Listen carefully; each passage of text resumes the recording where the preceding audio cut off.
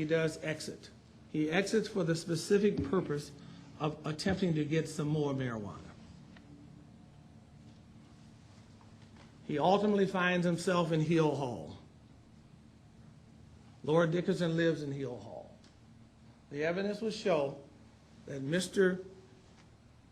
Orange Taylor eventually ends up in Laura Dickinson's room.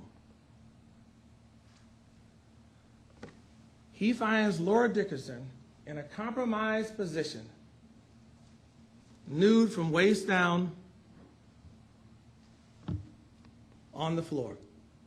The testimony in this case, and the evidence will show, that Mr. Taylor thought Laura Dickinson to be another intoxicated student laying on the dorm floor. As fate would have it, unfortunately, Mr. Taylor, as he's inside of her room, a 20-year-old ejaculates. And as I told you, does not equal rape. An ejaculation simply means an ejaculation. It doesn't even mean that you touched the person, other than the sperm dropping. So the evidence in this case will show.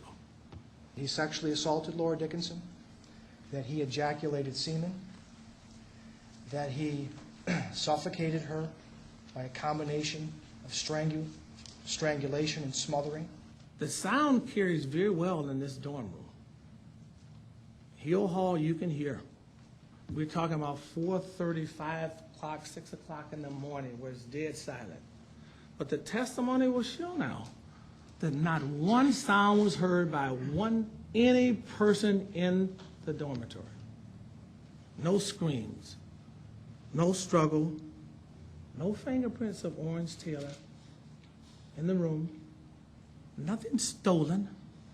Her purse is still sitting in the room in an open fashion. It still has money in it. She has a laptop computer which is still sitting there. All of her valuables, including change jar that she maintained, was still sitting there. Nothing was stolen from the room. Laura Dickinson was 5'8", 160 pounds, approximately the same weight at the time of Mr. Taylor.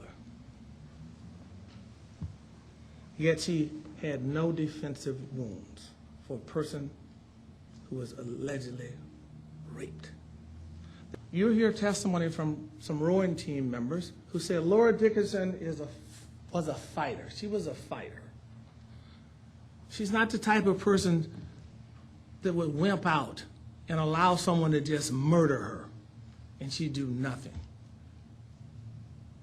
But the testimony will show that not one fingernail of Laura Dickinson was broken. She maintained long fingernails, not one broken. But if you're going to murder a person, and as the prosecution has now tried to suggest, they had to change the theory because they couldn't prove the other part, so they changed it. Now they're saying, well, you know, there's only a couple drops of sperm because he had like a pre-ejaculation because he couldn't complete the act itself. Well, the reason why that's changed because he can't show any penetration. And you have to say something to try to get the person convicted. So in this particular case, he said he didn't complete the act. But if you kill the person, or if you subdue them and render them unconscious, well, gee, the easiest thing in the world is to have some sex with them. I mean, it's not very difficult to do. That's why I asked Dr. Casson, I said, Doctor, if a person, and he almost laughed at me, if a person is rendered unconscious, I mean, can't you take advantage of them and have sex? Of course you can. They can't move. Of course you can have sex. So why would you not have a incomplete act when you can have full gratification? Since apparently you're a rapist and you're coming there to rape women, hey, succeed and complete the rape.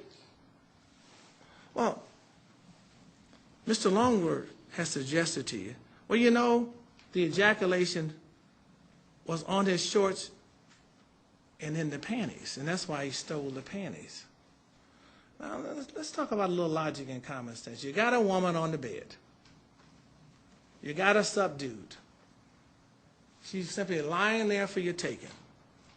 Then I guess you pull out some panties and you masturbate on the panties. Well, then put the panties in and never complete the act, but you try to put it in because he said you had penetration because you found sperm on the bed, and the bed contained a mixed sample, so he must have touched her vagina area, and that's why the sperm on the bed has a mixed sample. Coins. He wasn't in there to steal. What was taken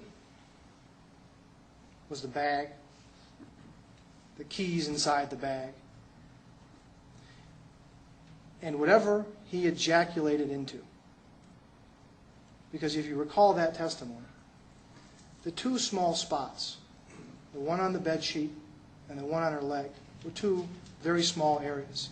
The expert serologist in this case said this was not anywhere near the quantity you would expect to see if there was a full ejaculation. So what Mr. Taylor was doing, which is what he talked about with the fingerprints, and with not going into rooms at certain times, was he was trying to cover up what he had done. And that's why he took things with him. So that no one would ever find the underwear that he ejaculated into. The evidence will show that upon a search, a detailed search of Mr. Taylor, they found no keys of Laura Dickinson and no panties of Laura Dickinson because they don't even know they're missing. There's no evidence whatsoever to show any panties of Laura Dickinson's missing. He stole the bag with some material in the bag, as well as Laura's keys. Once he got outside in the hallway, he put that key in the door, locked the door, turned the deadbolt, and then he left. He left Hill Hall at about 6 in the morning.